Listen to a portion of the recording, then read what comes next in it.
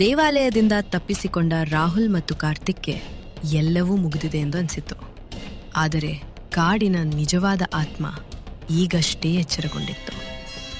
ದೇವಾಲಯದಿಂದ ಹೊರಬಂದ ನಂತರ ರಾಹುಲ್ ಮತ್ತು ಕಾರ್ತಿಕ್ ಉಸಿರಾಡುತ್ತಾ ಹಳ್ಳಿಯ ಕಡೆ ಓಡುತ್ತಿದ್ದರು. ಆದರೆ ರಾಹುಲ್ ಕೈಯಲ್ಲಿದ್ದ ಪತ್ರದ ಮೇಲೆ ಮೂಡಿದ ಪದಗಳು ಅವರ ಮನಸ್ಸಿನಲ್ಲಿ ಭಯ ಹುಟ್ಟಿಸಿದ್ದವು. ಮುಂದಿನ ಬಲಿ ಈಗಾಗಲೇ ಆಯ್ಕೆಯಾಗಿದೆ. ಹಠಾತ್ತನೆ ಕಾಡಿನೊಳಗಿಂದ ವಿಚಿತ್ರ ಗಾಳಿ ಬೀಸತೊಡಗಿತ್ತು. ಕಾರ್ತಿಕ್, ರಾಹುಲ್, ಯಾರೋ ನಮ್ಮನ್ನು ಹಿಂಬಾಲಿಸುತ್ತಿರುವಂತೆ ಅನಿಸುತ್ತಿದೆ. ರಾಹುಲ್, ನನಗೂ ಅದೇ ಅನಿಸುತ್ತಿದೆ. ಇಬ್ಬರೂ ಹಿಂದೆ ತಿರುಗಿ ನೋಡಿದ್ರು. ದೂರದ ಮರಗಳ ನಡುವೆ ಬಿಳಿ ನೆರಳು ಚಲಿಸುತ್ತಿರುವಂತೆ ಕಾಣಿಸಿತು. ಹಳ್ಳಿಗೆ ತಲುಪಿದ ನಂತರ ಅವರು ದಾದಿ ಗೌರಿಯ ಬಳಿ ನಡೆದ ಎಲ್ಲವನ್ನೂ ಹೇಳಿದ್ರು. ಗೌರಿ, ನಾನು ಹೆದರಿದ್ದೇ ಇದೆ. ಕಾಡಿನ ಆತ್ಮ ಮತ್ತೆ ಎಚ್ಚರಗೊಂಡಿದೆ. ರಾಹುಲ್, ಆ ಆತ್ಮ ಯಾರು ಅಜ್ಜಿ? ಗೌರಿ ಕೆಲ ಕ್ಷಣ ಮೌನವಾಗಿದ್ದಳು. ಗೌರಿ, ವರ್ಷಗಳ ಹಿಂದೆ ಕಾಡಿನಲ್ಲಿ ಕಾಣೆಯಾದ ಮಗುವಿನ ಆತ್ಮ ಎಂದು ಹಳ್ಳಿಯವರು ನಂಬುತ್ತಾರೆ. ಆ ರಾತ್ರಿ ರಾಹುಲ್ಗೆ ನಿದ್ರೆ ಬರಲಿಲ್ಲ. ಮಧ್ಯರಾತ್ರಿ ಕಿಟಕಿಯ ಹೊರಗಿನಿಂದ ಮಗುವಿನ ಧ್ವನಿ ಕೇಳಿಸಿತು. ರಾಹುಲ್, ನನ್ನನ್ನು ಹುಡುಕು. ರಾಹುಲ್ ಬೆಚ್ಚಿ ಬಿದ್ದು ಕಿಟಕಿಯ ಬಳಿ ಹೋದನು. ಮನೆಯ ಹೊರಗೆ ಬಿಳಿ ಬಟ್ಟೆ ತೊಟ್ಟ ಒಂದು ಚಿಕ್ಕ ಆಕೃತಿ ನಿಂತಿತ್ತು. ರಾಹುಲ್, ಯಾರ್ನೀನು?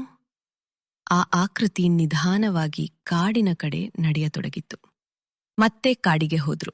ಆ ಆಕೃತಿ ನಿಂತಿದ್ದ ಜಾಗದಲ್ಲಿ ಒಂದು ಹಳೆಯ ಬೆಳ್ಳಿ ಲಾಕೆಟ್ ಸಿಕ್ಕಿತು.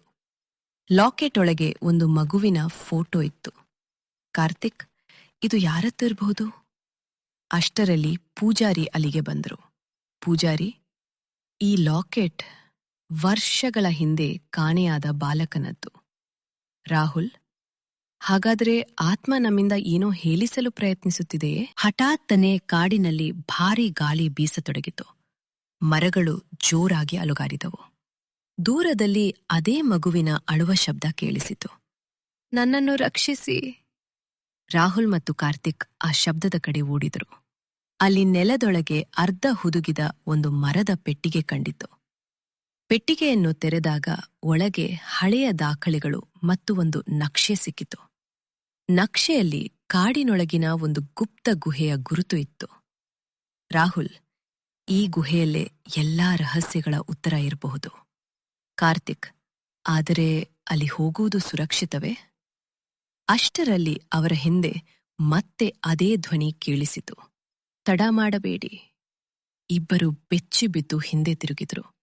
ಆದರೆ ಅಲ್ಲಿ ಯಾರೂ ಇರಲಿಲ್ಲ.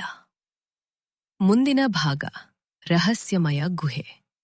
ಮುಂದಿನ ಭಾಗ ನೋಡಲು ಚಾನೆಲ್ ಅನ್ನು ಸಬ್ಸ್ಕ್ರೈಬ್ ಮಾಡಿ.